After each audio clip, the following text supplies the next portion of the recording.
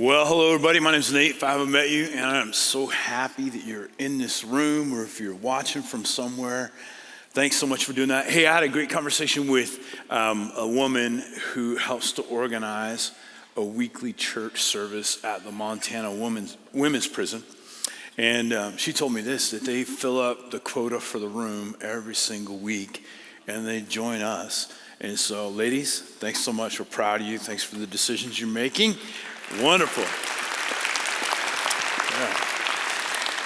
So we started a series a little while ago on the book of John. So anybody who maybe we're not as familiar with the Bible, there's 4 different books that chronicle the life of Jesus. They're known as Gospels. That word means good news. And so the life of Jesus, the message of Jesus was meant to be good news. And the one we're looking at is the book of John, which is just very unique. About 80% of its content is unique to that book. It's not found in the other biographies of Jesus. And John is just this brilliant person who uses some interesting literary techniques to communicate. So that 7 plus 7, John has this unique thing. He says there are 7 miracles that he'll record in his book. And we looked at the first one last week, and the miracles are meant to help us believe.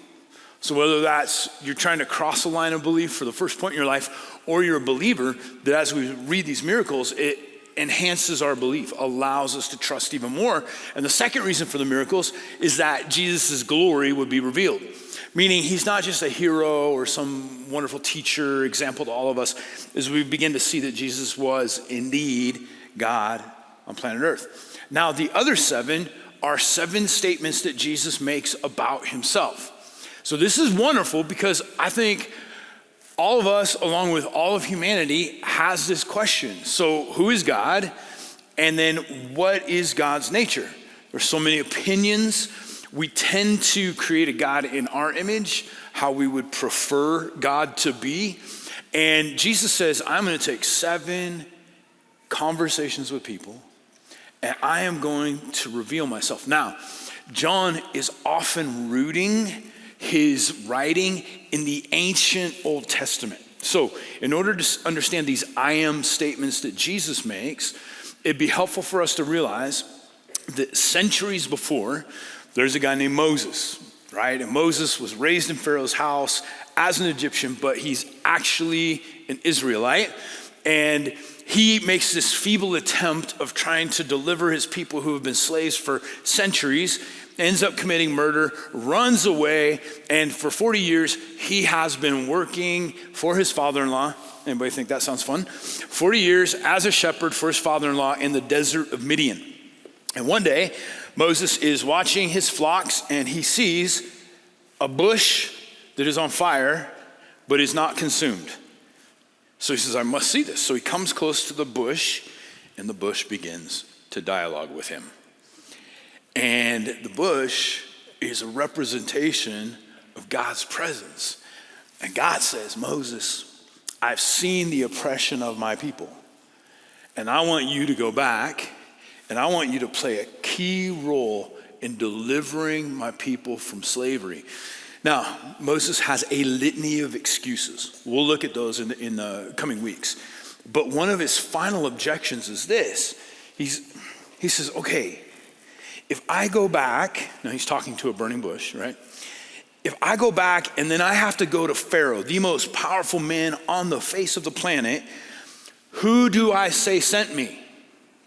Because if I go back to Pharaoh and go, hey, I talked to a burning bush, and the burning bush told me that you're supposed to let the people go who are the basis of your economy and they do all of your labor for you, like that's not gonna fly. And so this is what God says. It's fascinating. This is our first introduction to the title Yahweh. So God says, tell them that I am sent you. And it seems like an incomplete sentence, right? I am what? And that becomes God's formal name in Hebrew culture, Yahweh. It's from the verb to be. I am, meaning a myriad of things, but meaning you couldn't write a definition in Webster's dictionary in just a couple of sentences. whatever you think or whatever your expectations, they just couldn't be enough. I am. I am the creator and the sustainer, and I'm bigger than your capacity to even understand. So I am. Well, here's what John does. He says part of what Jesus is doing is he is coming now and he is making this same declaration that I am. 7 of them. And in Greek, this is the phrase, ego eimi, which means I am. And if you were a Hebrew and you were listening to Jesus teach, and he starts off with I am, you realize, oh, this is the fulfillment, this is the actual picture of what God was saying about himself hundreds of years ago in a desert through a burning bush. Jesus is now telling us who he is. And here's the very first one. It is in John chapter 4, and Jesus is going to interact with this woman, and he is going to say this, that he is the Messiah and he is living water. Jesus is living water. Let's read this together. We're going to pause in the middle because there's a whole bunch happening culturally that I think we need to explore. Now, Jesus learned that the Pharisees, these are the preeminent teachers of theology of the day. They're in charge of religious activity throughout the nation. Pharisees had heard that he was gaining and baptizing more disciples than John. That's John the Baptist. Although, in fact, it was not Jesus who baptized, but his disciples.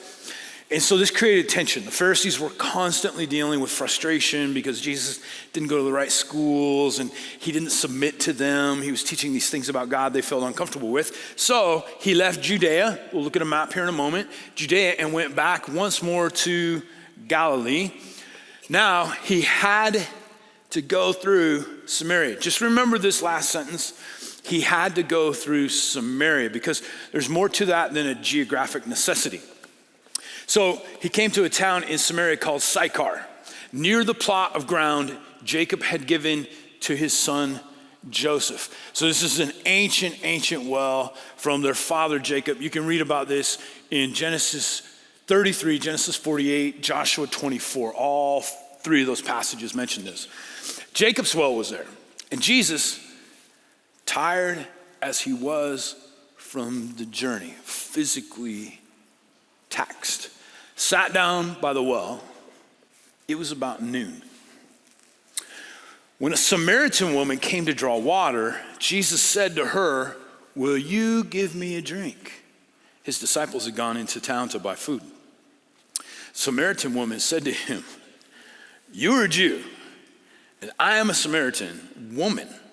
So she points out, this is a unique conversation because she points out their ethnic differences.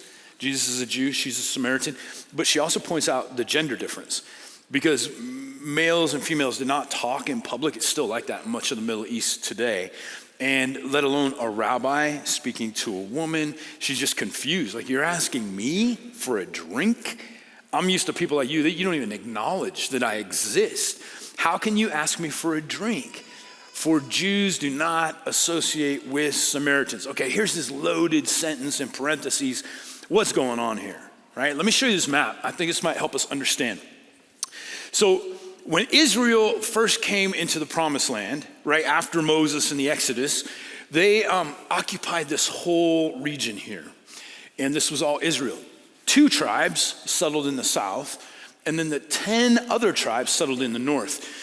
And so this is Judea. This is where the story is taking place. This is Jerusalem right here. And then here is where Jesus is going, to Galilee. He ends up doing most of what we read in the Gospels are in this little village called Capernaum. This is where most of the miracles take place, right around the Sea of Galilee. And so Jesus is here and he needs to go north. Now here's the challenge. There's this little place in the middle called Samaria, where the Samaritans lived. And there's this deep, extreme prejudice, ethnic tension between the Jews that live up north and the Jews that live out down south and the Samaritans who live in the middle. So what's going on here? Well, this is what happened. 721 BC. Okay, so 700 plus years before this story even happens, these 10 northern tribes had completely turned their back on God. God sends them prophets and keeps urging them. They now participate in the worship of multiple gods. They're including themselves in things like human sacrifice. And God says, you have to stop because you don't want to face the consequences. In marches this kingdom known as the Assyrians. And they utterly defeat the 10 northern tribes. And the Assyrians are one of the more violent cultures that's ever lived. Part of what they did is they refused to pay any of their soldiers. So the way you were paid as an Assyrian was you were paid per soldier you killed, and then every city was open to pillaging, which led to violence, no prisoners of war, total destruction of whoever they overcame. So eventually the Assyrian Empire disappears, but Assyrians have moved in here.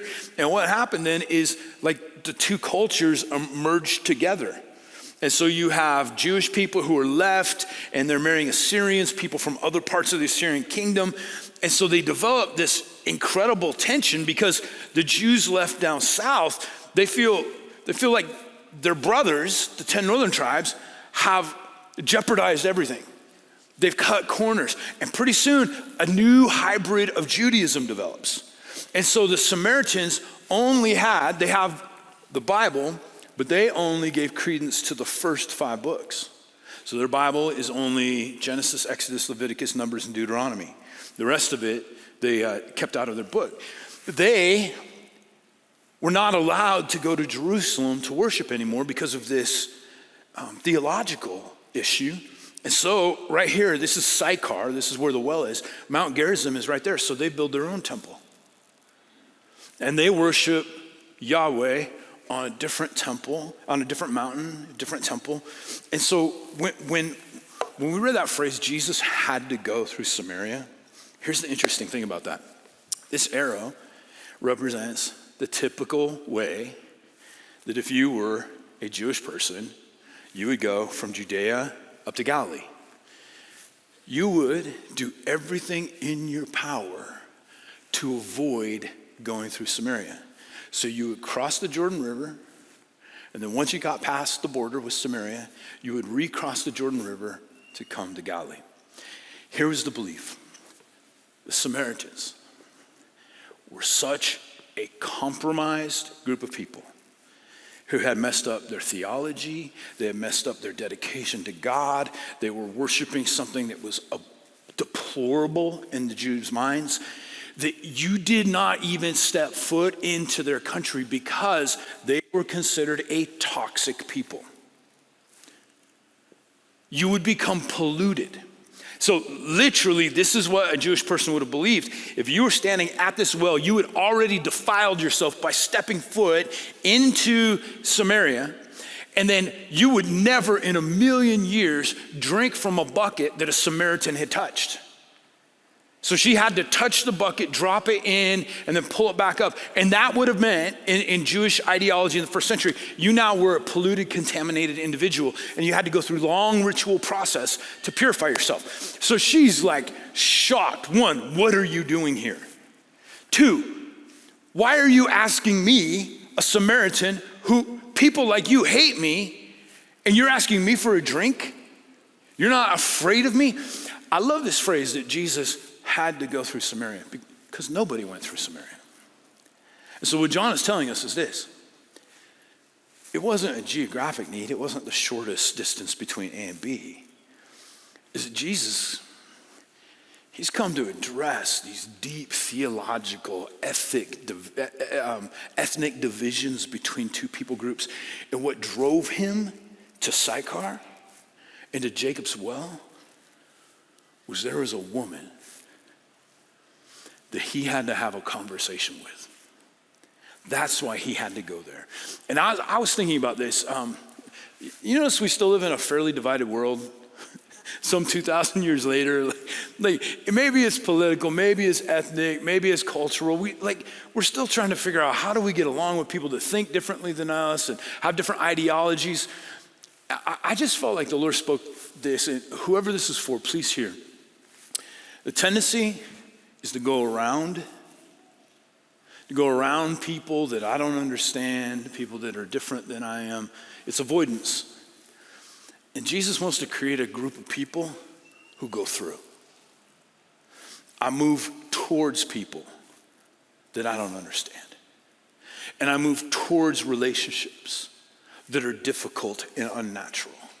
And I move towards people who are different than me in ideology and background, whatever it might be, is to move toward, go through, rather than around. Okay, so this is the tension that's happening. Let's continue with the passage. Jesus answered her, if you knew the gift of God and who it is that asked you for a drink, you would have asked him and he would have given you living water. Sir, the woman said, you have nothing to draw with and the well is deep. By the way, 1935, archaeologists found this well, been completely filled in with sand, and they excavated. It's 138 feet deep. This is a very, very deep well. Where can you get this living water? You don't have a bucket. Like, how are you gonna get me water? Are you greater than our father Jacob, who gave us the well and drank from it himself, as did also his sons and his livestock? Jesus answered, everyone who drinks this water will be thirsty again. But whoever drinks the water I give them will never thirst. Indeed, the water I give them will become in them a spring of water welling up to eternal life. The woman said to him, sir, give me this water so that I won't get thirsty and have to keep coming here to draw water. Now you can tell they're like talking on different planes right now, right? So she's talking about this and she's like, you know what? Carrying water every morning, every evening. And by the way, the fact that she's there at noon probably means she's avoiding the scrutiny that she gets. So she comes in the heat of the day and she's like, if you could give me the type of water where I never had to drink again, that saved me so many buckets of water. Like, that's efficient. It's not what Jesus is talking about. He told her, go, call your husband and come back. I have no husband, she replied. And Jesus said to her, you're right when you say you have no husband. The fact is, you've had 5 husbands, and the man you now have is not your husband. What you have just said is quite true. Sir, the woman said, I can see that you are a prophet. This is called deflection, right? Hey, let's not talk about my personal life anymore. Let's go back to some religious conversation, right? I can see that you're a prophet.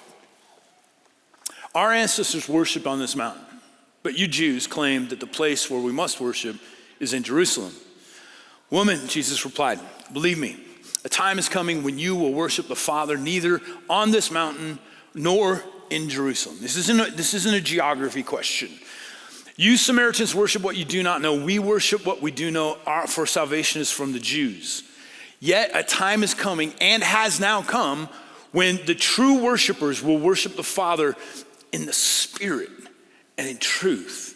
For they are the kind of worshipers that the Father seeks. God is spirit, and his worshipers must worship in the Spirit and in truth. The woman said, I know that Messiah. So Samaritans hope for a Messiah, just like the Jews did, called the Christ, that's the Greek equivalent, the anointed one, is coming. And when he comes, he will explain everything to us. Then Jesus declared, I, the one speaking to you, ego eimi. I am he. I am he. We won't read the rest of the story. But the woman eventually has her life so impacted by Jesus that she runs back to her village and she announces to them, come meet a man who told me everything I've ever done. And because her life was filled with interesting facts, it says the whole village came out and had an audience with Jesus. What do we learn from this passage? What do we learn from this concept of Jesus being the Messiah and the living water?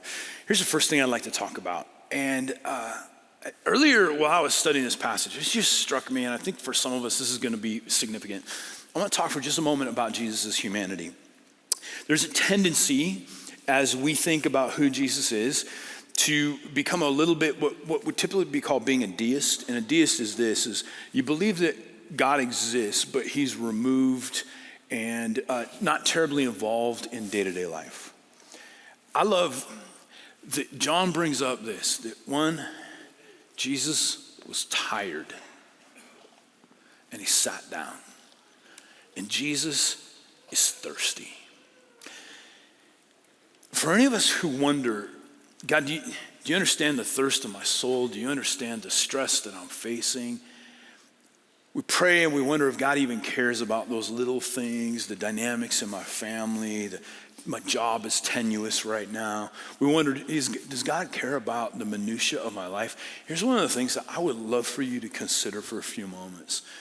The writer of the book of Hebrews explores this deeply, is that Jesus understands what it means to be a human being because he fully experienced it.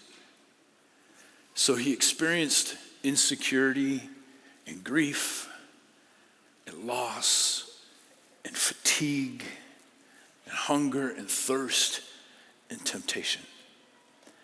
And for anybody who's going through something right now and you feel alone and you wonder if God cares, could God have any empathy for what I am facing? Here's the answer. Jesus' humanity tells us that he understands and he cares what you're facing. You're not alone in that. Here's point number 2. Jesus reveals himself to terribly imperfect people. So I don't think that we actually have enough information about this lady's life to make any judgments. But married 5 times, cohabitating with somebody, obviously something wasn't going great in her relational life. Was she a widow 5 times over? I don't know. If she was, everybody wondered, that's why the next guy wasn't marrying her. He's like, you probably kill all your husbands. So what's going on? Was there loss? Was there tragedy? Was there betrayal? Or was there just so much dysfunction in her life? Because I know that a lot of us have been through divorce and pain, but this is like Elizabeth Taylor type territory, right? This is like another level. So this gal, she's been through so much. How much of it was her fault? How much of it was the people? We don't know. But all I know is I've walked with a lot of friends through painful divorces, and nobody comes out unscathed. And she'd been through it 5 times. And now she's living with a guy. And even in our world today, that's a little bit suspect, right? That gets you into People magazine. In the first century, this was unheard of. Probably she's coming during the middle of the day because she lives in this little village where everybody knows her story, and they look at her, and in their looks are judgment and skepticism and disapproval. So she's coming to the well at a time where she feels safe and vulnerable. And do you know who the very first person that Jesus makes an emphatic statement regarding his messiahship to is? It's her. Jesus won't speak like this until his arrest. He hasn't even declared this to his disciples yet. And he looks at a woman who hasn't apologized, hasn't cleaned up her act. He looks at her and he just says this: you are worthy of knowing. The very first person I want to tell that I am actually the Messiah that you were speaking about, I want that first person to be you. So oftentimes we think about this concept of like, are you searching for God? We're trying to find God. And I understand that. And there is some act of partnership. But I just love this thought. As far as we know, she's not searching for the Messiah, but the Messiah is searching for her. And Jesus is compelled to go to one specific well to make sure his disciples aren't there. So this isn't a humiliating moment for her. But he wants to talk to her, and he wants her to know you are an imperfect, broken woman with a past, and I want you to know that I came for you. I want you to be the first person, and here's what that means for all of us. If you're searching for Jesus, I applaud that, but I gotta let you know, Jesus is looking for you harder than you're looking for him. And he is gonna go wherever he needs to go, and he's gonna be compelled. And before you get your act cleaned up, before you change your language, before you do any of that, he just wants to look at imperfect people. And he wants them to know, I'm the Messiah. And you don't have to be worthy. You don't have to have it all together before he reveals himself to each and every one of us. I love the fact that Jesus reveals himself to imperfect people, because that means he can reveal himself to me and to you. Here's the third thought. Third thought is Jesus is always urging me to examine my interior life. So Jesus wants me to ask better questions about my own life, right? And this woman, I think she does what all of us do. It's called avoidance and deflection. So Jesus starts talking about living water, and she's thinking physically, on the physical realm. All right, great, yeah, just give me magic water that I don't have to be thirsty and I don't have to work as hard. That sounds great. And Jesus says, no, that's not what I'm talking about. And she's like, oh, let's talk theology then. Let's deflect theologically and talk about this or that or what mountain or who's right, the Jews or the Samaritans, and who has the right Bible. And Jesus goes, nope. That's not the issue here. What's the real issue? The real issue is this woman has been searching for love. The real issue is that there is a hole in this woman's soul. She's been looking for security. She's been looking for acceptance. And she's on her 6th attempt, wondering if a relationship could heal the vacuum that exists within her soul. And Jesus keeps asking questions to say, I don't want to talk to you about religion. I don't want to talk to you about making your life easier physically by having some magic water. Here's what I want to do. I want to talk about what's broken. So it's so easy in our world to deal with symptoms and not the disease. We just do this all the time. Our community that works through addictions, whatever those addictions might be, here's what I love, is we realize that I can't just treat the symptoms. The symptoms are my addictive behavior, my self-destructive behavior. The symptoms are my lack of being able to feel loved and accepted. And if you just treat the symptoms, that's a form of behavior modification, and you might make some progress. But what do you really need to do? You need to figure out the disease, because the disease creates the symptoms. And that's exactly what Jesus is doing. He's not going to lecture her about her former relationships and marriage. He says the issue is you have a hole in your heart and you have wanted to fill that hole. And for her, she chose relationships. But this is not just about relationships. I think this applies to every one of us. In our society, so often it has to do with finances and money and security. I've just thought, man, if I could have this, if I could have this much money. Jesus very well, if it was you or me at the well, Jesus might say this, hey, go and bring your new car to me. And I say, well, I have no new car. And Jesus says, you're true. You've had 5 cars. Each one was fancier and shinier and better butt warmers than the previous one. And the car you're living with now is leased. And what Jesus is saying is, you could look to fill the void of your life through a myriad of different things, through significance or power, whatever it might be. And Jesus says, none of those things. They don't have the capacity to address the true disease in your soul. You need something more. And then here's the final thought, is that Jesus knows we don't need a drink, we need a spring. So this woman had been taking a drink, right? Like, I'll try this one, that one. But it just never worked. It probably worked for a period of time, right? This new thing can fill the vacuum in my soul, but after a while you realize that didn't work either. It didn't work either. And so Jesus looks at her and he says, here's what I'd love to do for you. I would love to create something new inside of you. And this new thing inside of you would have life. And it would regenerate what's broken, that it would fill that void that exists, the wondering, the longing. Am I significant? Do I matter? Am I loved?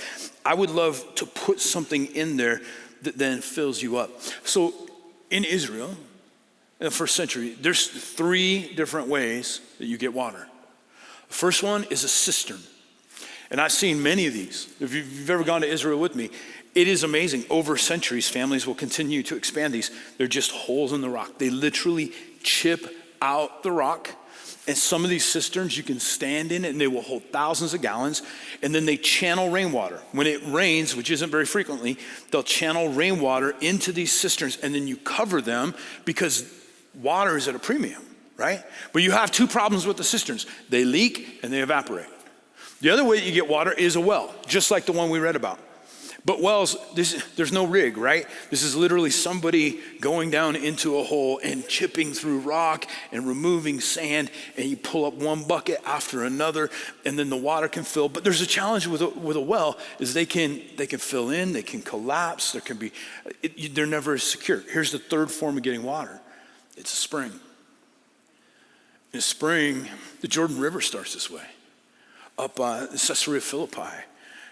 Mount Hebron's right there, the biggest mountain in the region, and out of the foothills just comes this spring of water that's the origins of the Jordan River, and it's been flowing for thousands and thousands of years, and it creates life and vitality and agriculture and prosperity is all possible. Without the Jordan River, you really wouldn't have much there at all. And Jesus looks at her and he says, you and I, so often we're like a cistern.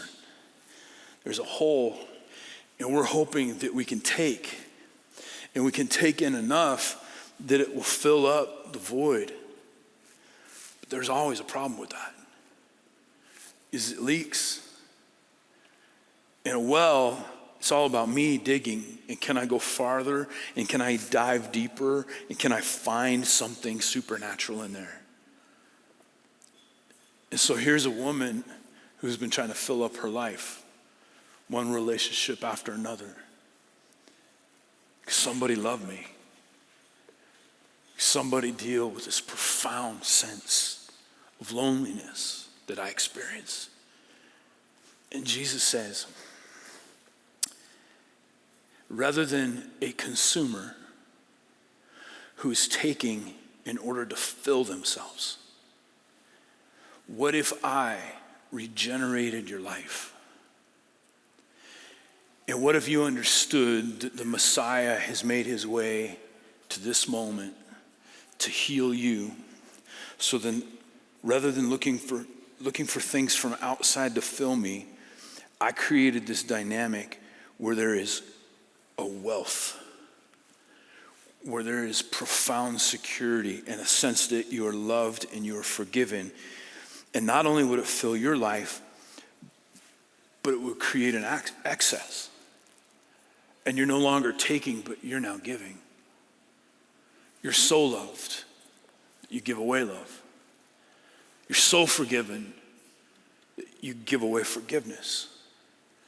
You're so hopeful that you give away hope. He says, that's what I'd like to create in you. So in the first I am of John, here's what Jesus says, ego eimi, I am. I am the one who takes broken, empty human beings who try to fill themselves with so many different things, and I create in them a new life. It's a gift. She doesn't earn it, but it happens immediately because whatever is in this moment created in her life, she runs back to her village. And she's not ashamed. She says, I want everyone to meet the man I just met at the well who created something new in me. C.S. Lewis puts it this way, in Mere Christianity, I've always loved this quote. He says, creatures are not born with desires unless satisfaction for those desires exist. A baby feels hungry. Well, there's such a thing as food. A duckling wants to swim. Well, there's such a thing as water. If I find in myself a desire which no experience in this world can satisfy, the most probable explanation is that I was made for another world.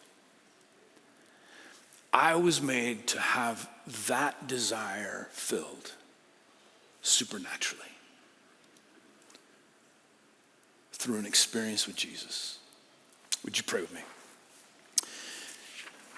Lord, thanks for this beautiful passage.